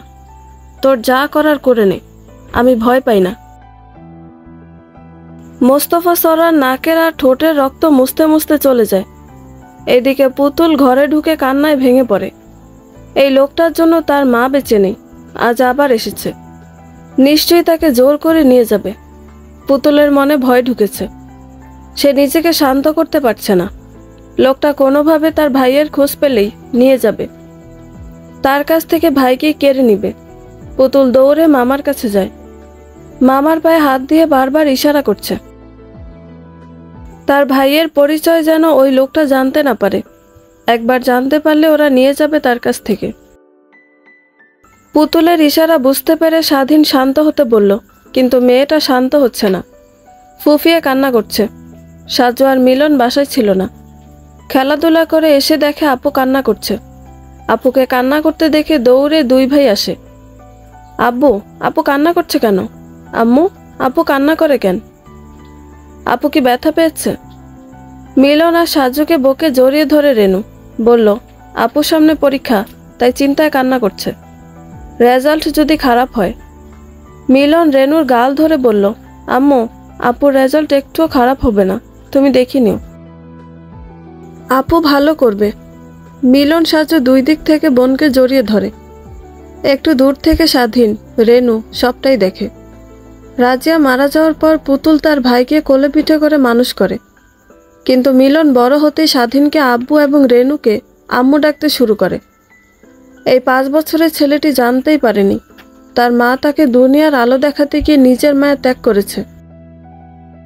স্বাধীন পরবর্তীতে বলতে চাইলে পুতুল বলতে নিষেধ করে।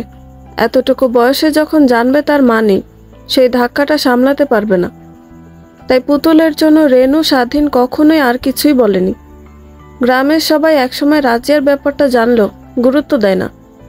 সবাইকে স্বাধীন বলেছে তার 2 ছেলে 1 মেয়ে। পুতুল জানে সে তার মায়ের 1 মেয়ে, তার কোনো ভাই নেই। তার মায়ের সাথে সাথে তার ভাই মারা গেছে, এটাই এতদিন মেনে এসেছে। সরার পরিবার কেউ জানুক তার ভাই বেঁচে আছে, এটা সে চায় না, আর চায় না বলে নিজের অনুভূতি লুকিয়ে রাখে। মিলন জানে রাজিয়া তার ফুফু ছিল, এটা তার ফুফুর মেয়ে, সে তাদের 2 ভাইয়ের আপু, আর কারো নয়। সাজু যেমন একটু শান্তশিষ্ট, তেমনি মিলন চঞ্চল চটপটে ছেলে। মোস্তফা মার খেয়ে বাড়িতে পা রাখতেই নাসিমা দৌড়ে আসে। ছেলে এমন আঘাত কেমতে পেল জানে না, কিন্তু বলতে নিলেই মোস্তফার আগে কটমট করতে থাকে। 5 বছর পর জেল থেকে বের হয়ে সেলুন থেকে চুলধারি কাটিয়ে গেলাম, আর আমাকে কিনা অপমান করে বের করে দিল।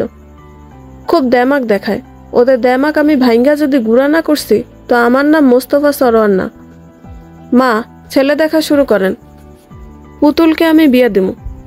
কি করছ তুই? স্বাধীন শুনলে খবর আসছে। কি করবো? আমার বাল করতেও পারবো না। আইন মতে আমি ওর বাপ, তাই আমি যা কমো তাই হইব। মাইয়া বোবা, অল্প বয়সী, সুন্দরী আছে। চাল চুলোহীন ছেলে দেখো, পঙ্গু পোলা হইলেও হইব। বিয়া ওর এই বছর দিমু। শুনছি তোর মাইয়া পরে, তার কি হইব? মাইয়া মানুষ এত পয়রা কি করব? দিন শেষে পরে বাড়িতে গিয়া চুলা গুতাইব। ওর পড়া লাগবো না, সব বাদ। বিয়া দিমু, পরের বাড়িতে যাইয়া ঘর সংসার করব। আইসা তুই শান্ত হ। আমার একটা কথা বলার ছিল। পুতুলের আর কোনো ভাই বোন নাই, এই সুযোগে পুতুলের হাত করতে হইব। 18তে পা দিলে আমাদের নামে বাড়ির সম্পত্তি লেখা নিতে হইব। সম্পত্তি না পাইলে 2 দিন পর রাস্তায় নামতে হইব। ফকির হইতে চাস? কেন ফকির কেন? পুতুলকে রাজি করাও, যেভাবেই হোক। সম্পত্তি আমাদের হলেই হলো, এরপরও মরল না বাঁচলো তাতে আমার কি। সারাদিন চলে গেল। পুতুল ঘরে ঢোকার পর আর ঘর থেকে বের হয়নি, খাবার মুখে তুলেনি। রাতের খাবার রেনু বেড়ে দিতেই মিলন সাজু আপুর কাছে খাবার নিয়ে যায়। আপু, আপু ওঠো, তোমার জন্য খাবার আনছি, তাড়াতাড়ি খাও। পুতুল মাথা নাড়িয়ে না করে দিল, সে খাবার খাবে না। কিন্তু মিলন সাজু পুতুলের কথা শুনতে রাজি নয়। দুইজন ঘরে আসার আগে সাবান দিয়ে হাত ভালো করে ধুয়ে আসছে। ভাতের সাথে লাউ শাক মাখিয়ে বোনের মুখে তুলে দিল, যার মানে হা করো। পুতুল দুইবার মাথা নাড়িয়ে না করে, কিন্তু মিলন হাতে খাবার তুলে বলল, ওরে আল্লাহ, আমার হাত ব্যথা হয়ে গেল, তাড়াতাড়ি মুখে নাও, আমার এতটুকু হাত, তোমার জন্য কতক্ষণ ধরে রাখবো বাপ। মিলনের কথা শুনে পুতুলের চোখ বড় বড় হয়ে গেল। সাজু পাশে বসে হাসছে। পুতুল বুঝতে পারছে তাকে না খাইয়ে থামবে না, তাই চুপচাপ খাবারটা মুখে পুরে নিল। একবার মিলন খাবার খাচ্ছে, আরেকবার সাজু খাবার মুখে তুলে দিচ্ছে। এভাবে 1 প্লেট ভাত শেষ হয়েছে। রাতের খাবারে সাদা ভাত, লাউ শাক ভাজি আর মুসুরির ডাল ছিল। তবুও এই খাবারটাতে শান্তি রয়েছে। এটা কষ্টের টাকায় কেনা, হালাল খাবার অল্পতেই পেট ভরে যায়। আর হারাম টাকায় যতই খাবার খাওয়া হয় না কেন, তবুও অভাব অপূর্ণ থাকে। মনে হয় পেট ভরেনি, আরও খাবার প্রয়োজন ছিল। দুই ভাইকে ঘুম পাড়িয়ে পশ্চিম দিকে জানালা খুলে পুতুল দাঁড়িয়ে রয়। আজ তার দুই চোখে ঘুম নেই, শীত শীত করছে, তবুও জানালা খুলে দাঁড়িয়ে আছে। আকাশে বিশাল আকৃতির চাঁদ উঠেছে, তার চারপাশে তারা জ্বলজ্বল করছে। সেই চাঁদের দিকে তাকিয়ে থাকতেই দেখতে পায় মায়ের হাসি মাখা মুখ। পুতুল মায়ের মুখটা মনে করেই হাসে, আবার কাঁদে। সামনে তার জন্য কি অপেক্ষা করছে জানে না। 5 বছর সবকিছু ভালোই চলছিল, তাহলে আবার 5 বছর পর কেন এলো? তার বাবা নামক লোকটার জন্য ঘৃণা ছাড়া কিছুই নেই। সেই লোকটা তার জন্য, তার ভাইয়ের জন্য সুবিধাজনক নয়। কে জানে সামনে তার সাথে কি হতে চলেছে। দেখতে দেখতে আরও 3টা মাস চলে গেছে। পুতুলের পরীক্ষা শেষ হয়েছে, সে এখন সারা দিন বাড়িতে থাকে। রেনুর শরীরটা আজকাল ভালো যায় না। 2-1 দিনের মধ্যেই মনে হয় নতুন অতিথি আসতে চলেছে। তার আবার ভীষণ তাড়া। এই কয়েকদিন রেনুকে ঠিকমতো ঘুমাতে দেয়নি। বিছানায় পিঠ লাগাতে গেলেই বেবি কিক মারে। রেনু ওরে মা গো বলে চিৎকার করে বিছানায় বসে পড়ে। ব্যথায় কান্না করতে থাকে। স্বাধীন বউয়ের কান্না দেখে নিজের কাছে খারাপ লাগে। রেনুকে বোঝাতে গেলে উল্টো বউ তাকে বকাবকি করে। সেই দিন রাগারাগি করে বলল, 3-3টা বাচ্চা থাকতে আবার একটা বাচ্চা, এটা নিয়ে 4-4টা বাচ্চা হবে। আপনার বুদ্ধি হাঁটুর নিচে গেছে। ইচ্ছে করছে আপনার মাথাটা ফাটিয়ে ফেলতে। বাচ্চা হালি হালি নিলেই হবে, মানুষ আর করা লাগবে না। আমার চোখের সামনে থেকে দূর হয়ে যান। রেনুর খিটখিটে মেজাজ। স্বাধীন দেখে চুপ করে রইল, কিছু বলল না। বাচ্চা লাগার কয়েক মাস ভালোই চলছিল। 7 মাসে পড়তেই বউ তার রকচটা হয়ে যাচ্ছে। এসব যে মুড সুইংয়ের জন্য হচ্ছে তা বুঝতে পারছে। সাজুর পর আর কোনো বাচ্চা রেনু নিতে চায়নি। পুতুল, মিলন, সাজু এই 3 জনকে নিয়ে সে খুশি থাকতে চেয়েছে। কিন্তু স্বাধীন আরেকটা সন্তানের আশায় বউকে একটু বেশি ভালোবেসেছিল। তার পরিণতি আজ তার চোখের সামনে। এখন বউ কথায় কথায় বকাবকি করে, অথচ বিয়ের আগেই এই মেয়ে তার জন্য পাগল ছিল।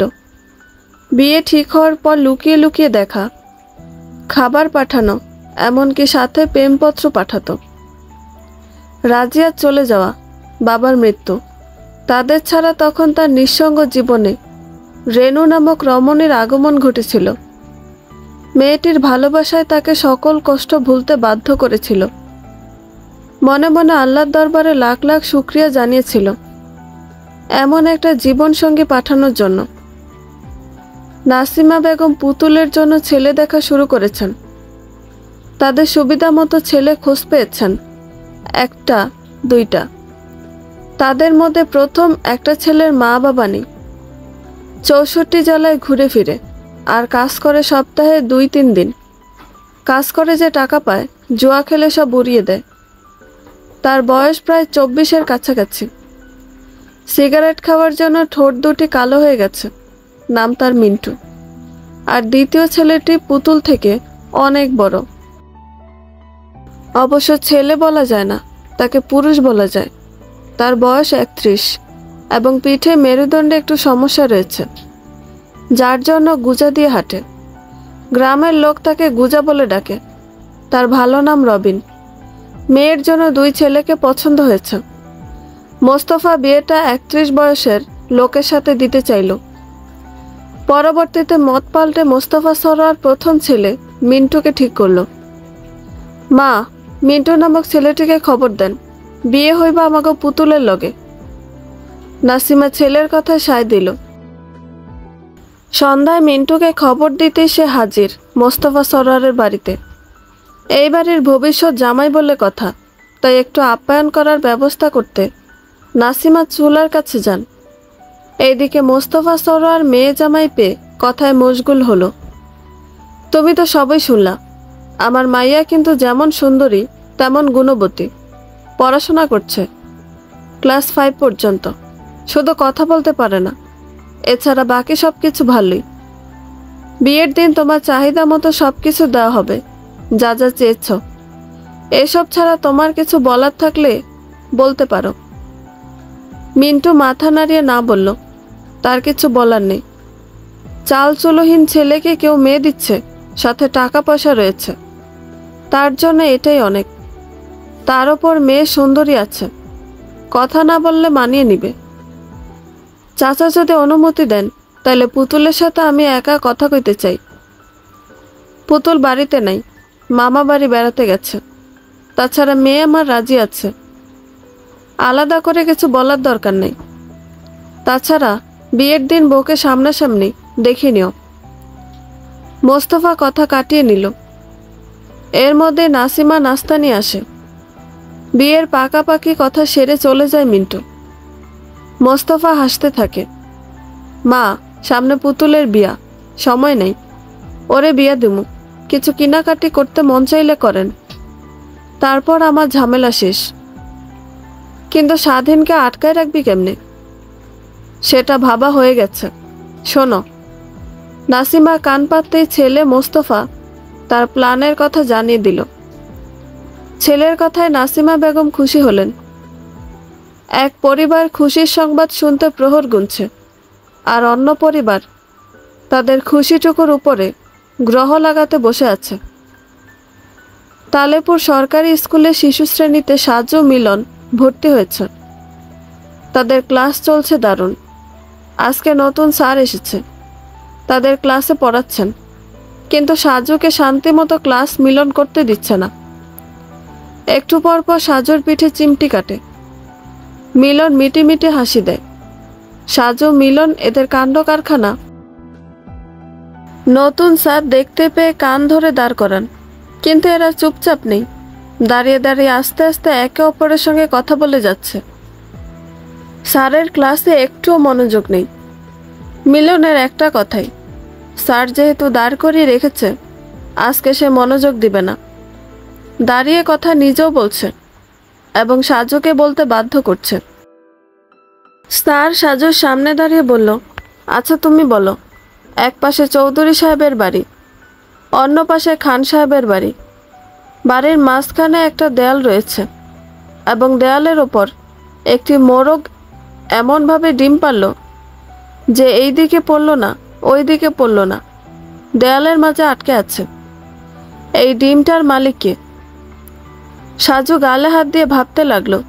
বলল, ডিমটার মালিক আমি, কারণ ডিমটা দেয়াল থেকে যাতে না পড়ে তাই মোরগের 2 পায়ে সুপার গ্লু লাগিয়ে দিয়েছি। আমার ডিম খুব প্রিয় স্যার, একটা জায়গায় 10টা সে পারল, কোনো সমস্যা নেই। উল্টাপাল্টা বলে কনফিউজ করো না, সঠিকটা বলো। কি পারলে না? আচ্ছা তুমি আরেকটা বলো। মিলনকে জিজ্ঞেস করলো, কোন প্রাণী লেজ দিয়ে ভাত খায়? স্যার, ভাত আমি, আম্মু, আব্বু, আপু, সাজু সবাই খাই। তাহলে কি আমাদের এক একটা করে লেজ আছে? হায় আল্লাহ, স্যার আপনারও কি লেজ আছে? কিন্তু কোথায়? সামনে, পিছনে, নাকি ডানে বামে? বাসায় যে আপুকে বলবো। আপু জানো, আমাদের নতুন স্যারের বড় লম্বা লেজ আছে, কিন্তু স্যার দেখায় না। তুমি গেলে স্যার দেখাবে মনে হয়। মিলনের অদ্ভুত কথায় ক্লাসের বাচ্চাগুলো হেসে দিল, আর নতুন স্যার মিলনের কথায় লজ্জা পেয়েছেন আর নিজের ভুল বুঝতে পারলেন। এসব ছোট বাচ্চাদের ধাঁধা ধরলে পারবে কোথা থেকে, যারা পুরো বইয়ের অক্ষর ভালো করে এখনো বুঝতে পারে না? তাদের জন্য এটা কঠিন এবং মজা টাইপ। রেনু সকাল 10টা থেকে পানি ভাঙছে, ব্যথা করছে প্রচুর, নিজেকে ঠিক রাখতে পারছে না। এইদিকে বিছানায় পড়ে কাতরাচ্ছে রেনু, কাউকে ডাক দেওয়ার মতো অবস্থা নেই। তবুও কিছু করার জন্য হাত বাড়িয়ে দেয়, যদি হাতের নাগালে কিছু পায় যেটার সাহায্যে বাহিরে পুতুলের কানে শব্দ পৌঁছে যাবে, কিন্তু হাতের নাগালে কিছু আসে না। রেনু কেঁদে অস্থির, মনের ভিতরে তোলপাড় হচ্ছে, কি করবে বুঝতে পারছে না। মনের মধ্যে সাহস সঞ্চয় করে আল্লাহকে ডাকতে লাগলো। বিপদে তিনি একমাত্র ভরসা, এছাড়া তার কোনো উপায় সে দেখতে পাচ্ছে না। সকালে রেটো থালা বাসন ধুতে কলপারে আসে পুতুল। মামি একা ঘরে, তার ঘরে খাওয়ার পানি সবসময় রাখতে হয়। বাবু পেটে আসার পর থেকেই বেশি বেশি পানি পান করেন। এ সময় তার নাকি গলা শুকিয়ে যায়। আজ তাড়াহুড়ো, সেটাও দেওয়া হয়নি। কি মনে করে পুতুল থালা বাসন হাত থেকে নামিয়ে রাখে, খাবার পানি জগে ভরে মামির ঘরের দিকে ছুটে যায়। রুমে ঢোকার আগেই কারো কান্নার শব্দ পেয়ে চমকে ওঠে। রুমের দরজা হালকা ধাক্কা দিতেই খুলে যায়। পুতুল দেখতে পায় রেনুর কান্না মাখা মুখ, শরীর অর্ধেক বিছানায় আর অর্ধেক বাহিরে, হাত থেকে জগ পড়ে যায়। দৌড়ে মামির মাথাটা কোলে নিয়ে কিছু বলার আগে রেনু অস্পষ্ট স্বরে বলল, তোমার মামাকে ডাক দাও পুতুল। এতটুকু বলে রেনু আর কিছু বলতে পারে না, কথা হারিয়ে ফেলে। নিঃশ্বাস বড় বড় করে টানতে থাকে, মনে হয় এখনই প্রাণ পাখিটি উড়াল দিবে। পুতুল মামির মাথা বিছানায় রেখে দৌড়ে ছুটে চলে মামার কাছে খবর দিতে, কিন্তু মামা অবধি সে পৌঁছে যেতে পারেনি।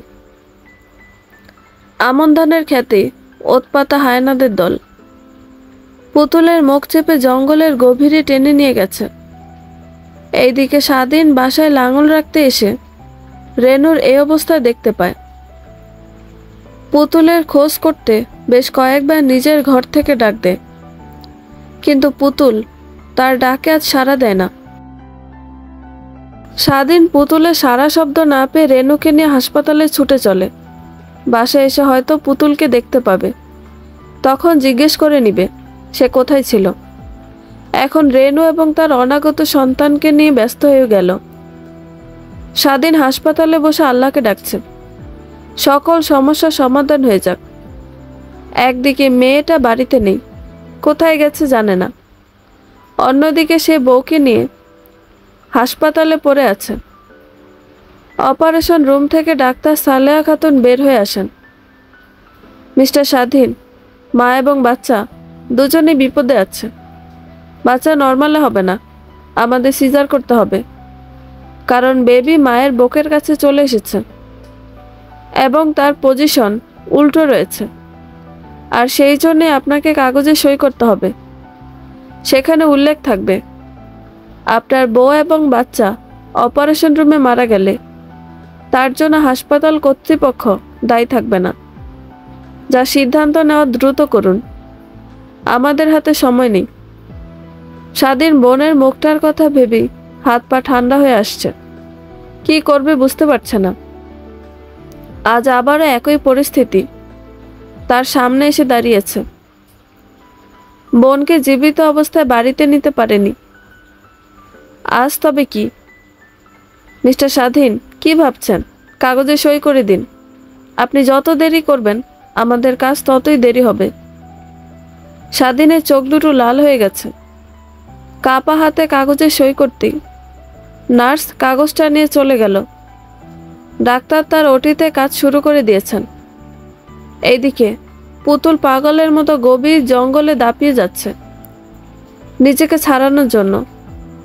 কে বা কারা তাকে জোর করছে জানে না, তার মাথায় একটা চিন্তা, তাকে বাঁচতে হবে। চোখের সামনে সবার হাসি মুখগুলো ভেসে ওঠে। তার মা মামার স্বপ্ন পূরণ করা এখনো বাকি। এখান থেকে পালাতে হবে। মামার শেখানো কৌশল কাজে লাগিয়ে 2 হাতের আঙুল ঢুকিয়ে দিল একজন আক্রমণকারীর চোখে। সে পুতুলকে ছেড়ে নিজের চোখ নিয়ে ব্যস্ত হলো। সেই সুযোগে পুতুল 2 হাতের সাহায্যে নিজের মুখের কাপড়টা টেনে খুলে ফেলে। আরেকজন তাকে ধরতে এলেই ডান পা দিয়ে লাথি বসিয়ে দিল পুরুষটির গোপন জায়গায়। তাদের 2 জনকে কুপকাত করেই একদলা থুতু মেরে দৌড় দিতে নিলেই পিছন থেকে একজন চুলের মুঠি ধরে পরপর 2 গালে ঠাস করে থাপ্পড় মারে। পুতুল থাপ্পড় খেয়ে মাথা ঘুরতে থাকে। চোখের সামনে অন্ধকার দেখে। তাকে এই ঘন গভীর জঙ্গলে টেনে এনেছে এই 2 জন। তাহলে তৃতীয় ব্যক্তিটিকে? তা দেখার জন্য পুতুল পিটপিট করে চোখ খুলতেই দেখতে পায় অমানুষ পিতা তারই সামনে দাঁড়িয়ে আছে। কি ভয়ঙ্কর তার হাসি!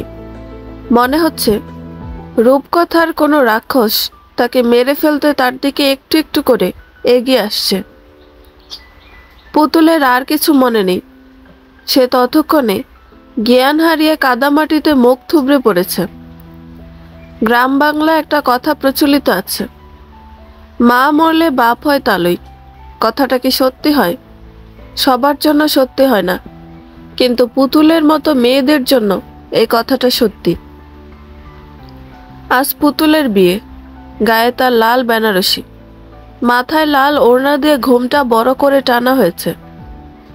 মুখে কোনো সাজসজ্জা নেই। মেয়েটি কেমন কাঠপুতুলের মতো বসে আছে। জ্ঞান ফিরে আসতেই নিজেকে আবিষ্কার করে একটা ভাঙা বাড়িতে। তাকে আটকে রাখা হয়েছে। পালানোর চেষ্টা করতেই মোস্তফা সরোয়ার ঘরে ঢুকে। তাকে দেখেই পুতুলের মাথাটা গরম হয়ে যায়। হাতের কাছে যা পায় তা ছুঁড়ে মারে, কিন্তু এতে সরোয়ারের কিছু হয় না, বরং উচ্চস্বরে হেসে ওঠে। পুতুলের সামনে কিছুটা নিচু হয়ে কিছু বলতেই পুতুল চমকে ওঠে। পিতা নামক অমানুষটার গলা 2 হাত দিয়ে ধরতে গেলেই পাশের রুম থেকে 2টো ছোট বাচ্চার কান্নার শব্দ পেতেই হাত থেমে যায়। পুতুল নিজের জন্য ভয় পায় না, কিন্তু ওদের সাথে খারাপ কিছু হলে পুতুল নিজেকে কোনোদিন মাফ করতে পারবে না। তাই অমানুষ পিতার কথায় নিজেকে ঠেলে দেয় অনিশ্চিত ভবিষ্যতের দিকে। মাথা নাড়িয়ে সায় দেয় বিয়ে নামক নাটককে। অপারেশন রুমের লাইট অফ হতেই স্বাধীন বসা থেকে দাঁড়িয়ে যায়। ওটি থেকে ডাক্তার বের হতে ছুটে যায়। আলহামদুলিল্লাহ, অপারেশন সাকসেসফুল। মা এবং সন্তান 2 জনই সুস্থ আছেন। আপনার ওয়াইফের এখনো জ্ঞান ফেরেনি। তাকে একটু পর কেবিনে শিফট করা হবে। নার্স ওনার বাচ্চাকে নিয়ে আসুন। সাদা তোয়ালে করে একটা শিশুকে কোলে করে নার্স নিয়ে এলো। তাকে কোলে নিতেই স্বাধীন হাত বাড়িয়ে দেয়। নবজাতক শিশুকে কোলে নিয়ে খুশি হয়। পুতুলের জন্য তার মনটা পুড়ছে। তাকে একটা পলক দেখতে ইচ্ছে করছে। এখন বউ বাচ্চা ভালো আছে। ডাক্তারের সাথে কথা বলে রেনুর কাছে আসে। রেনুর জ্ঞান ফিরেছে। আপনি একা এখানে? ওদের আনেননি? চিন্তা করো না বউ, পুতুল আছে। সে তার 2 ভাইকে ঠিক সামলে নিতে পারবে। তুমি আরাম করো, বাবু তোমার পাশে রইল। আমি বাড়ি থেকে আসছি। রেনু সায় দিতেই স্বাধীন বাড়ির দিকে ছোটে। আম্মা, আম্মা, আপনি কই? বাহিরে আসেন, আপনার ছেলে আসছে। তাকে পানি দিয়ে যান। কিন্তু ভিতর রুম থেকে পানি নিয়ে পুতুল আসে না। পুরো বাড়ি নীরব। তার 2 ছেলেকেও কোথাও দেখা যাচ্ছে না। স্বাধীন বাড়ির আশেপাশে সব জায়গায় খুঁজে, না, তাদের কারো দেখা নেই। স্বাধীন ভয় পেয়ে যায়। পাগলের মতো পুরো গ্রামে খুঁজতে বের হয়। রাস্তায় যার সাথে দেখা হচ্ছে তাকেই জিজ্ঞেস করে, এই যে ভাই, আমার মেয়েকে দেখেছেন? ও কথা বলতে পারে না। ওর নাম পুতুল, বয়স 11। কিন্তু কেউ বলতে পারল না। পুতুল এই গ্রামে নাই, কোথাও নাই। স্বাধীন খুঁজতে খুঁজতে হয়রান। আবার সন্ধ্যায় বাড়িতে পা রাখে। ভাবে এই বুঝি পুতুল বাড়িতে আছে, কিন্তু না, পুতুল নেই। কলপারে সকালে থালা বাসন যেভাবে রাখছিল সেভাবেই পড়ে আছে। কাজী বিয়ে সম্পূর্ণ কাজ শেষ করে কবুল বলতে বলে। ছেলে কবুল বলে দেয়, কিন্তু পুতুল কোনো শব্দ করে না। মোস্তফা সরার ভয় দেখায়, কিন্তু কাজ হয় না। পুতুল চুপ করে আছে। কিরে, তুই নাটক করিস আমার সাথে? কবুল বল আর সই কর। পুতুল চোখ রাঙিয়ে তাকিয়ে থাকে, যার মানে কবুল বলবে না আর সই সে করবে না। মোস্তফা মেয়ের গায়ে হাত তুলতে নিলে এর মধ্যে পুলিশ অফিসার উপরে নিশানা করে গুলি ছুঁড়ে মারে। কানের সামনে বিকট শব্দ হতে সবাই কানে হাত দিয়ে বসে পড়ে। মোস্তফা চিৎকার করে বলল, কে? তোর জম। কুড়াল হাতে স্বাধীন দাঁড়িয়ে আছে। মোস্তফা অবাক হয়, স্বাধীন এখানে আসলো কি করে? এই জায়গার খবর তো কেউ জানে না। মোস্তফা ভালো করে তাকাতে দেখল ছোট দুই বাচ্চা স্বাধীনের পিছন থেকে বের হয়ে দাঁড়িয়ে আছে। তাদের সাথে পুলিশকে দেখা যাচ্ছে। এরা পালালো কি করে? পুতুলের দিকে তাকায়। পুতুল মাথা থেকে ওড়না সরিয়ে দাঁড়িয়ে যায়। পুতুলকে দাঁড়িয়ে যেতে দেখে ধমক লাগায় মোস্তফা। কই যাস তুই? বিয়া না হওয়া পর্যন্ত এক পাও নড়লে খবর আছে। কি করবেন আপনি? এতটুকু মেয়েকে বিয়ে দিচ্ছেন। আপনি জানেন না বাল্য বিবাহ অন্যায়? 18 বছরের আগে কোনো মেয়েকে বিয়ে দিতে নেই। 18-র আগেই বিয়ে দিলে এতে কতটা ঝুঁকি আপনি বুঝছেন? আর এই ছেলে, তুমি কোন সাহসে এতটুকু মেয়েকে বিয়ে করতে এসেছ? কনস্টেবল, এই ছেলেকে অ্যারেস্ট করো। মিন্টু ভয় পেয়ে সত্যি স্বীকার করে বলল, আমার কোনো দোষ নাই। মোস্তফা চাচা তার মেয়ের সাথে আমার বিয়ে দিতে চাইছে। বিয়ের পর যৌতুক হিসেবে 20,000 টাকা আমার হাতে তুলে দিবেন বলেছেন। কি? যৌতুক দেওয়া এবং নেওয়া আইনগত অপরাধ। আর মেয়েটা এত ছোট, তাকে কি করে বিয়ে দিতে চাইছেন? এটা বাল্য বিবাহ।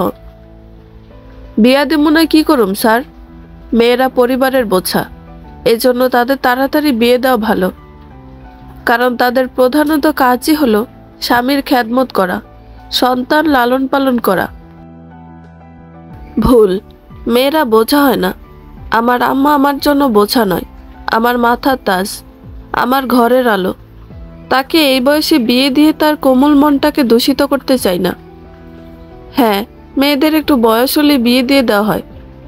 বিয়ে হলেই তাদের বাড়ি ছেড়ে চলে যেতে হবে। এরপর তারা তাদের বন্ধু বা পরিবারের সাথে ঠিক মতো দেখা করতে পারে না। তাছাড়া শ্বশুর বাড়িতে সবার সম্মান তাকেই রাখতে হয়, কিন্তু তার সম্মানের কথা কেউ ভাবে না। এভাবে দিনের পর দিন তারা শোষণের শিকার হয়। তাদের কিছুই বলার থাকে না। আর আমি এসব জেনে শুনে আমার আম্মাকে বিপদগামী করতে চাই না। তারে পড়ালেখা করাতে চাই, মানুষের সেবায় তারে নিয়োজিত করতে চাই। এখন এই বিয়ে অবধি তার সীমাবদ্ধ নয়। তার স্বপ্ন পূরণ এখনো বাকি স্যার। আমি আমার আম্মাকে নিয়ে অনেক স্বপ্ন দেখেছি, যা পূরণ হওয়ার আগেই তাকে বিয়ে নামক সম্পর্কের বাঁধনে বেঁধে দিতে চাই না। তার স্বপ্ন পূরণ হলে আমি নিজেই তাকে যোগ্য সুপাত্রের হাতে দান করব। স্বাধীনের কথায় পুলিশ অফিসার মুগ্ধ হন। নিজের সন্তান নয়, তবুও তার কত চিন্তা। আর এই লোকটা বাবা হয়ে তার কষ্ট বুঝতে পারল না।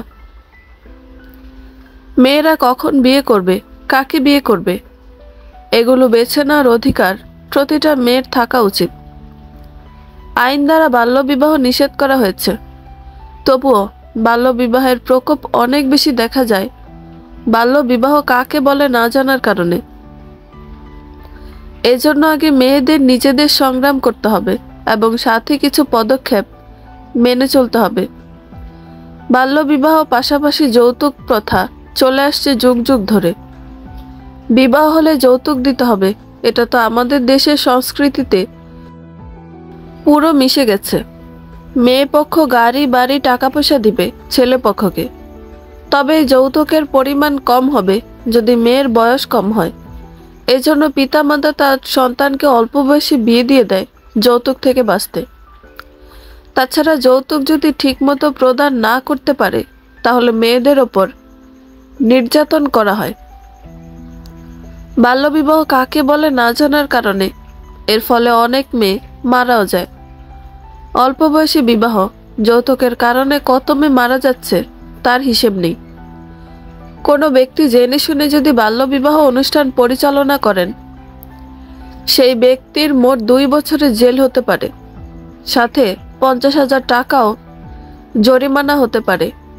তাই যারা বিয়ের অনুষ্ঠান পরিচালনা করেন তার আগে নিশ্চিত হয়ে নেবেন বিয়েটা বাল্যবিবাহ কিনা। এই, এদের সবাইকে থানায় নিয়ে চলো। দাঁড়ান স্যার, এতক্ষণ যখন থাকতে পেরেছেন আর একটু দাঁড়িয়ে শুনে যান মা ছেলের অপকর্মের কথা। শুনে যান এক মেয়ে এতিম হওয়ার গল্প। পুতুল আজ চুপ থাকতে পারল না। মামার দিকে তাকিয়ে মনে পড়ে গেল পুরনো অতীত, মায়ের কান্না, কষ্টের দিনগুলোর কথা। স্বাধীন বলতে শুরু করে পুরনো অতীত। রোহিতপুরের কন্যা রাজিয়ার সাথে প্রেম করে মোস্তফা সরোয়ার। রাজিয়ার বাবা মেয়ের প্রেম ঘটিত খবর বুঝতে পেরে অন্য জায়গায় বিয়ে ঠিক করেন। রাজিয়া মোস্তফার প্রেমে এতটা পাগল ছিল, বাপ ভাইয়ের কথা মাথায় রাখেনি। 2 জন পালিয়ে বিয়ে করে। বিয়ের কয়েক মাস ভালোই চলছিল। আমার বোন যখন এই জানোয়ারের সত্যিটা জানতে পারে জামাই জুয়া খেলে, রাজিয়া মায়ের গহনা শেষ সম্বলটুকু জুয়ায় হারে। রাজিয়া তবুও ভালোবেসে তাকে ভালো পথে ফিরিয়ে আনতে চেয়েছিল, কিন্তু এই মোস্তফা ভালো হয়নি। দিন দিন অত্যাচার বেড়ে যায়। শত কষ্টের মাঝে জন্ম হয় পুতুল মেয়েটির। রাজিয়া ভাবে হয়তো সন্তানের মুখের দিকে তাকিয়ে সে শুধরে যাবে, কিন্তু সে শুধরে যায়নি, বরং তাকে মা ছেলে অবজ্ঞা অবহেলা করে। রাজিয়া মেয়েকে কোলে পিঠে করে মানুষ করে। ধীরে ধীরে বুঝতে পারে পুতুল আর 5টা বাচ্চার মতো নয়, সে কথা বলতে পারে না। মেয়েকে নিয়ে রাজিয়ার কোনো মতে সময় চলে, কিন্তু মা ছেলের লোভ বেশি ছিল। রাজিয়া তখন অন্তঃসত্ত্বা। বাপের বাড়ি থেকে 50,000 টাকা আনতে বলে চাপ সৃষ্টি করে, কিন্তু সে রাজি হয় না। বাপ ভাইয়ের মুখে চুনকালি মেখে চলে আসছিল। সে কোন মুখে বাপ ভাইয়ের কাছে টাকা চাইতে যাবে, তার সেই মুখ ছিল না। তাই সে বাপের বাড়ি থেকে টাকা আনতে পারবে না সাফ সাফ জানিয়ে দেয়। কিন্তু মোস্তফা সরোয়ার না শব্দ পছন্দ হয়নি। সে 8 মাসের অন্তঃসত্ত্বা রাজিয়ার উপর নির্যাতন চালায়, শুধুমাত্র যৌতুকের টাকার জন্য। আমার বোন কেঁদেছে, তাদের একটু দয়া মায়া হয়নি, বরং মায়ের উস্কানিমূলক মন্তব্যের জন্য মোস্তফা আরো আঘাত বেশি করে। এক পর্যায়ে মুখে 3 তালাক দিয়ে বসে। বোন আমার মানতে পারেনি, জ্ঞান হারিয়ে শ্বশুরবাড়ির ভিটায় পড়ে থাকে। ছোট পুতুলের বয়স তখন 6 বছর। মাকে জড়িয়ে কেঁদেছে। একসময় যখন তাদের খবর কেউ রাখলো না, তখন আমার বোন বাপের বাড়ি চলে আসে। এরা যৌতুকের জন্য যা কিছু করতে পারে। গর্ভবতী স্ত্রীকে মেরে বাড়ি থেকে বের করে দেয়। তারা মানুষ হতে পারে না, এক একটা অমানুষ। যৌতুক এদের কাছে সব। আমার বোনকে তালাক দিয়ে দ্বিতীয় বিয়ে করতে যায়। তাদেরকেও ধোকায় রেখেছিল, যা আমি গিয়ে সত্যিটা বলে দিই। কনের বাবা আলতাফ হোসেন তাকে পুলিশে দিয়েছিল। খবর নিলেই জানতে পারবেন। মা ছেলে 5 বছর জেল খাটছে, কিন্তু এদের কোনো লজ্জা নেই। এরা আমার বোনের খুনি স্যার। ওদের জন্য আমার রাজিয়াকে হারিয়েছি। আমার একমাত্র আদরের বোন আজ কবর ঘরে। তার পেটের সন্তান নিয়ে মারা গেছে। আমি ভাই হয়ে বাঁচাতে পারিনি। এই মেয়েটি এতিম হয়ে গেছে। 5 বছর মেয়েটা আমার কাছে মানুষ হয়েছে। তার লেখাপড়া থেকে শুরু করে সবকিছু আমি করে আসছি। তাহলে তার সম্পূর্ণ দায়িত্ব যেখানে তার মা মারা যাওয়ার আগেই আমার হাতে দিয়ে গেছে, সেখানে এরা অধিকার দেখায় কোন সাহসে? জন্ম দিলেই কি পিতা হওয়া যায়? যায় না স্যার। পুতুল আমার মেয়ে, ওর সবকিছুতে আমার অধিকার বেশি। আমি ওর মা, আমি ওর বাবা। এই পৃথিবীতে আমি ওর সব। সেখানে অন্য কারো হস্তক্ষেপ আমি পছন্দ করব না। মেয়ে যেহেতু আমার, তার জন্য মাথাটা অবশ্যই আমি ঘামাবো। অন্য কাউকে সে অধিকার আমি দেইনি। আজকের পর থেকে যে আমার এবং আমার মেয়ের মাঝে দেয়াল হওয়ার চেষ্টা করবে, তাকে কিন্তু আমি ছেড়ে কথা বলবো না। বারবার অন্যায় করবে আর বারবার তাকে ছেড়ে দিব, এটা ভাবা সম্পূর্ণ ভুল। তাই আমি রাজিয়ার খুন এবং পুতুলকে বাল্যবিবাহ জোর করে দেওয়ার জন্য মামলা করতে চাই। তারা কোন কারণে এমন জঘন্য কাজ করছে তা আমার বুঝতে বাকি নেই। রাজিয়া মারা গেছে শুনে মোস্তফা সরোয়ার মাটিতে ঠাস করে পড়ে গেল। নাসিমা অবাক হয়ে মুখে কাপড় দিলেন। পুলিশ সবকিছু শুনেই তাদের জেলে নিল এবং যেহেতু বাল্যবিবাহ এখানে হচ্ছিল, তাই বরপক্ষ সহ জেলে নিল। বাল্যবিবাহ শাস্তি অনুযায়ী 2 বছর জেল এবং 50,000 টাকা জরিমানা করা হবে। পুলিশ স্বাধীনের বয়ান অনুযায়ী মা ছেলের কোমরে দড়ি বেঁধে নিয়ে যায়। পুতুল দৌড়ে মামার বুকে ঝাঁপিয়ে পড়ে। আজ তার মায়ের কথা মনে পড়ছে। এই লোকটা তার মাকে শান্তিতে থাকতে দেয়নি। মায়ের জন্য হৃদয় পুড়ছে। তার মা কতটা কষ্ট নিয়ে মারা গেছে, সেই সব স্মৃতি মনে আসতেই কলিজা কেঁপে ওঠে। আজ বুঝি সবকিছু সমাপ্ত হলো। মোস্তফা সরোয়ার যখন তাকে হুমকি দিয়ে চলে যায়, তখন 2 ভাইকে কি করে বাঁচাবে সেই চিন্তায় বিভোর পুতুল।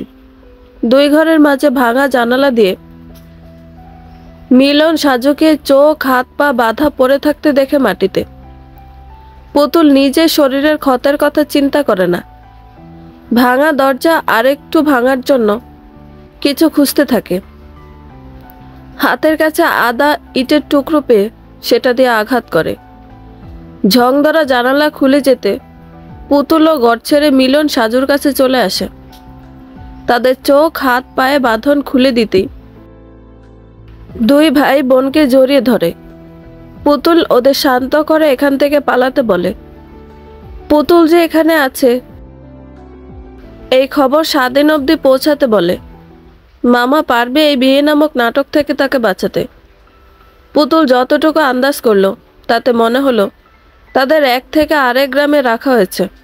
গ্রাম দুটো পাশাপাশি, 2 গ্রামের মাঝে বড় সড়ক রাস্তা রয়েছে। মোস্তফা তাদেরকে নিজেদের বাড়িতে রাখেনি, কারণ স্বাধীন তাদের না পেলে সরোয়ারের বাড়িতে যাবে। তাই চালাকি করে পাশাপাশি গ্রামে ভাঙা পুরনো বাড়িতে রেখেছে। পুতুলের বুদ্ধিতে বিকালবেলার মধ্যেই মিলন সাজু ওই গ্রাম ত্যাগ করে নিজেদের গ্রামে ঢুকেই বাড়ির পথে রওনা হয়। ততক্ষণে সন্ধ্যা নেমে গেছে। স্বাধীন সন্ধ্যায় বাসায় এসে যখন পুতুলকে না পেয়ে মনটা খারাপ হয়, ঠিক সেই সময় 2 ভাই বাড়িতে পা রাখে এবং জানায় আজ রাতেই এশারের পর পুতুলের বিয়ে। স্বাধীন শুনেই চমকে যায়। এসব কে করেছে মিলন সাজু জানে না, শুধু জানে পুতুল বড় বিপদে রয়েছে। স্বাধীন পুলিশকে সাথে নিয়ে তখনই রওনা দেয়। পুতুল তার মামা আসা পর্যন্ত বিয়ের নাটকটি চালিয়ে যায়। মামা পুলিশ নিয়ে আসতে সে দেহে প্রাণ ফিরে পায়। তারপর যা হওয়ার তাই হয়েছে। বন্ধুরা, গল্পটি ভালো লেগে থাকলে একটা লাইক করে দিবেন এবং গল্প সম্পর্কে কোনো মতামত জানানোর থাকলে কমেন্ট করতে পারেন। গল্পের বাকি অংশ শোনার জন্য চ্যানেলটি সাবস্ক্রাইব করে পাশেই থাকবেন। ধন্যবাদ সবাইকে। ভালো থাকবেন।